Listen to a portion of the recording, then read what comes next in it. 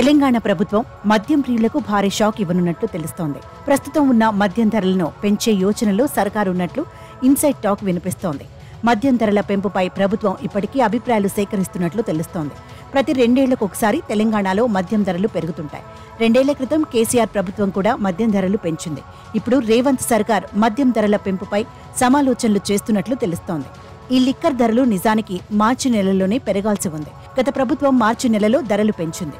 ఈ ఏడాది కూడా మార్చి నెలలోనే పెరగాల్సి ఉండగా పార్లమెంట్ ఎన్నికల కారణంగా వాయిదా వేశారు. దీంతో మరోసారి ధరలు పెరిగే ఆస్కారం కనిపిస్తోంది. సాధారణంగా మద్యం ధరలు 25% వరకు పెంచే అవకాశం ఉంది. అన్ని బ్రాండ్లపై దాదాపు 20 నుంచి 25% మేర ధరలు పెరగనున్నట్లు తెలుస్తోంది. ఈ ధరల పెంపు వలన ఏటా ప్రభుత్వానికి అదనంగా 3.5 వేల కోట్లు సమకూరే అవకాశం ఉంది. ఈ మేరకు ఇప్పటికే అధికార వర్గాలు ప్రాథమిక నిర్ధారణకు వచ్చినట్లు తెలుస్తోంది.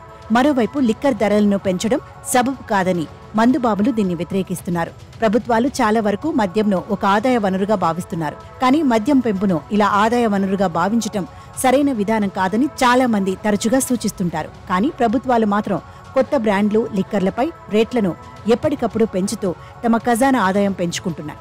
ఇక మద్యం తాగేవారిలో చాలా మంది మిడిల్ లెవెల్ బ్రాండ్స్లను ఎక్కువగా తాగుతుంటారు. ముఖ్యంగా భవన నిర్మాణాలు, కూలీ పనులు, ఇతర పనులు చేసేవారు ప్రతిరోజు మద్యం తాగుతుంటారు. వీరు పడిన కష్టం తెలియకుండా ఉండేందుకు మద్యం తాగడం అలవాటు చేసుకుంటారు.